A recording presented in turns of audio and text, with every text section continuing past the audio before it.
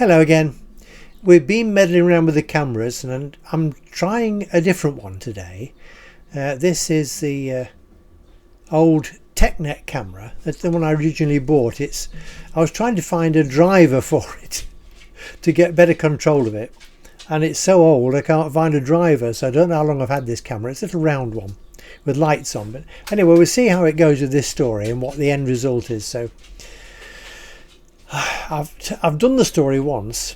It's another of these stories without a script, because I started doing one or two of these and they seem to be quite well received.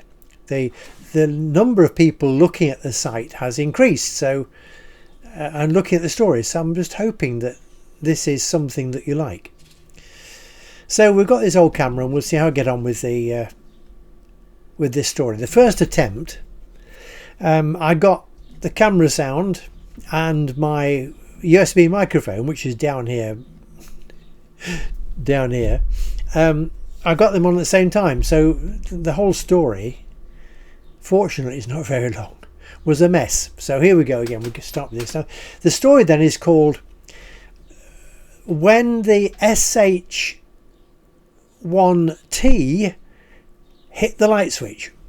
You'll obviously, many of you will have heard the SH1T hit the fan. Well, there wasn't a fan in this incident. It was a light switch, and it's all to do with last year, 2023. I had cancer. We still don't know if it's gone yet. I'm still having tests and things, and I'm having another scan next week. And so I got bowel cancer last year, very suddenly, and had to go in. I went to the urgence, accident emergency. It never came out for several weeks anyway. So this is a story a little bit about that happening. Okay, I'm hoping that those of you that have had cancer or got cancer even, then you might find this amusing. I hope. I'm sure a lot of you will have had funny incidents, something you've got to laugh at, despite the fact that it's a bit serious. So this is all to do with the colostomy bag. Now, because I was blocked up there, I had to have a colostomy bag to empty the system before the doctor could, investigate and do anything. It was totally blocked up. So I ended up having a colostomy bag, and after the operation they gave me an individual room, marvellous private room. And I found that also got attached to me was my own personal septic tank. Then, those of you that live in the countryside will know what a septic tank is. If you don't, and you haven't come across a septic tank, well, I'm hoping that you will realise what I'm on about. So it's all to do with living with a colostomy bag. Now, I'm lucky in that my operation was reversible, and it was reversed, and so I don't have a bag anymore, but I did have a bag for 4 to 5 months. And this was the first night in the hospital bed with a colostomy bag, and there are things that you have to learn when you've got a colostomy bag, and that is you have to be careful how you sleep. Anyway, I woke up during the night, and I'd obviously hadn't been careful enough, and I'd laid on the bag. Well, can you imagine the result of that? Well, it was pretty dire. The bag had burst. Well, it's attached to the bag, has a base thing that's attached to you, and that's glued on and comes off every now and again, and the bag's fastened to that. Well, around the seal, stuff had escaped, and so oh God, what am I going to do? Woke up, it was about 2 o'clock in the morning or something. So I managed to get out of bed, and it's twilight, and I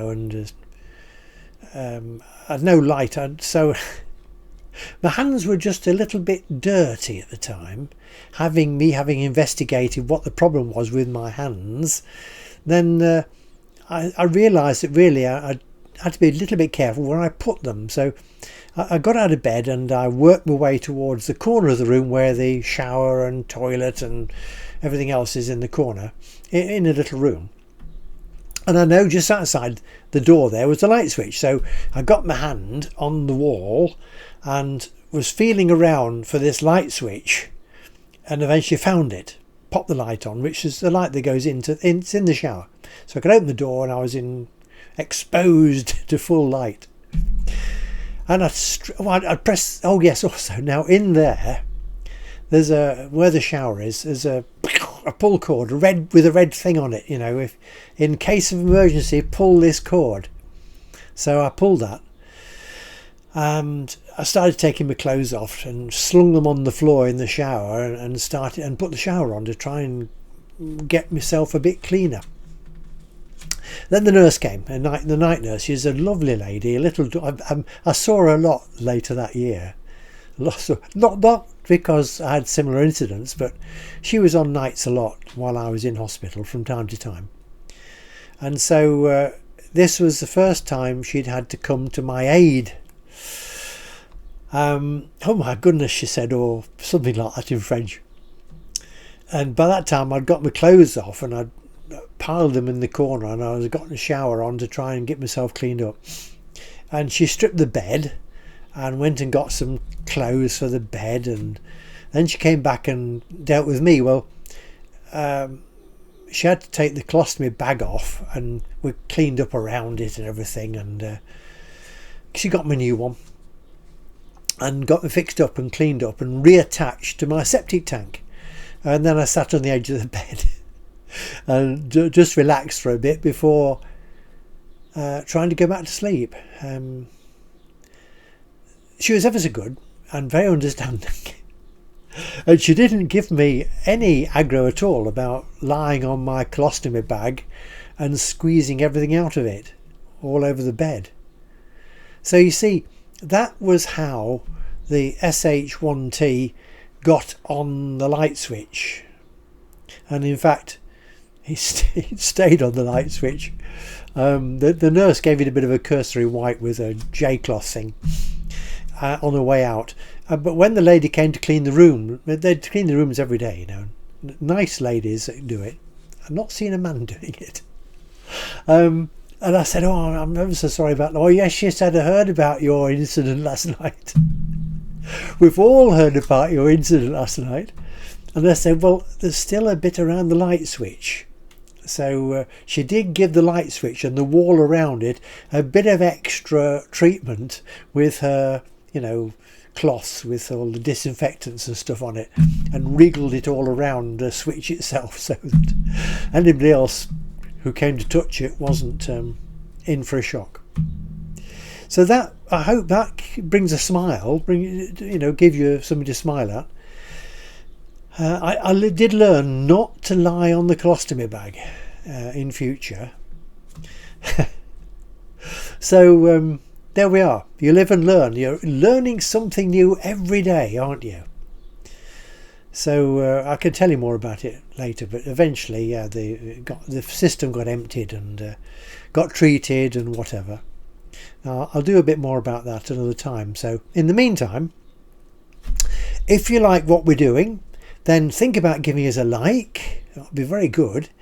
And also think about subscribing to the channel, because that does help us a lot. It helps the channel to grow, and then the YouTube people know that perhaps we're doing something that you like.